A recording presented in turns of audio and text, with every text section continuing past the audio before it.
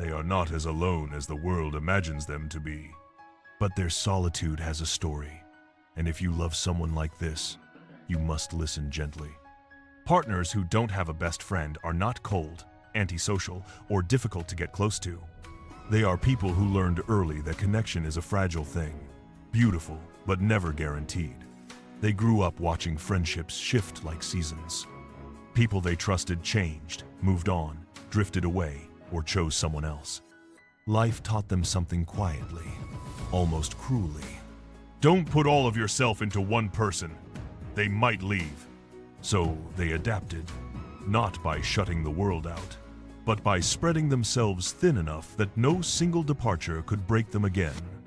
You'll see them surrounded by acquaintances, familiar faces, friendly relationships, yet none are truly allowed inside the inner room of their heart. Because that room was once opened, fully, innocently, to someone who didn't stay. These partners learned to become their own friend, their own comfort, their own safe space. Not because they wanted to, but because they had to. You'll notice something unique about them. They are good listeners, thoughtful, present, easy to talk to. People naturally confide in them, yet they rarely confide back. They know how to hold others, but not how to be held. It's not arrogance. It's not secrecy. It's self-protection. When you've had to be your own emotional support for years, handing that job to someone else feels risky, almost irresponsible.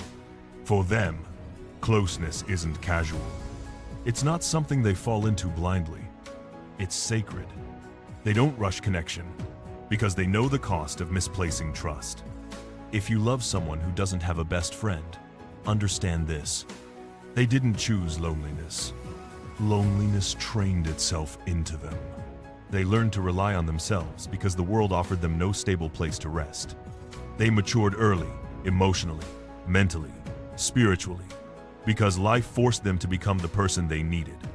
As children, they watched others form unbreakable bonds, sleepovers, secrets, matching bracelets, inside jokes. They watched friendships that looked effortless. And inside, a quiet ache formed. Why is it not that simple for me? Not because they were unlovable, but because they felt too much or too different for just one person to hold. Their depth required maturity. Their sensitivity required gentleness. Their loyalty required someone who wouldn't treat it lightly. And very few people knew how to carry them properly. So they learned to carry themselves. In relationships, this history shows up in subtle, tender ways. They struggle to ask for help, not because they don't need it, but because they don't want to burden anyone. They hesitate to lean, afraid the ground will move beneath them. They find it easier to support than to depend, easier to give than to receive. And when you tell them, "You can talk to me, I'm here," they hear it.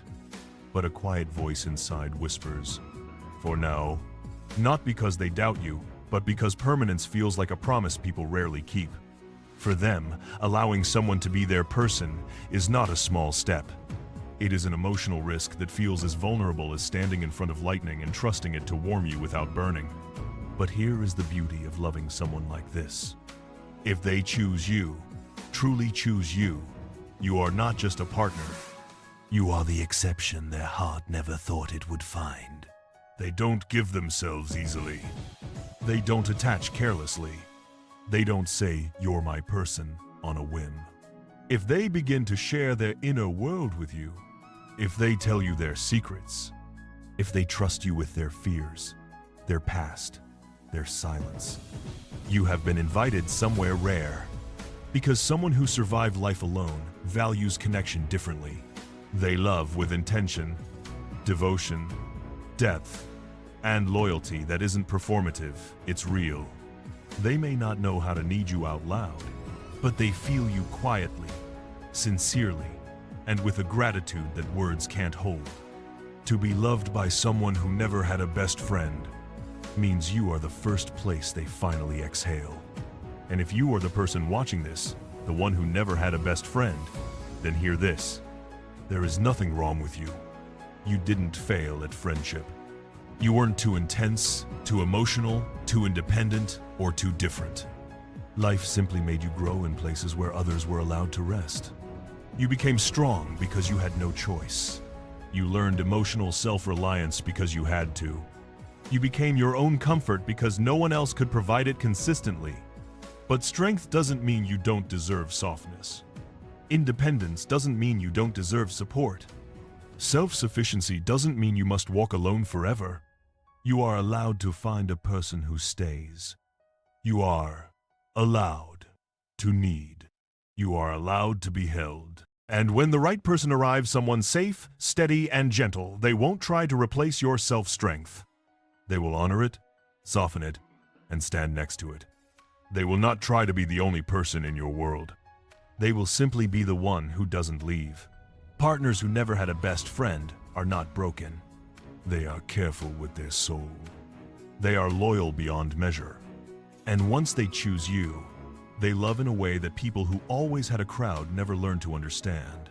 Because for them, connection isn't ordinary. It is sacred. And if you become the one they trust with their heart, you won't just be a partner. You'll be the first person they finally allow to stay. Thanks for watching.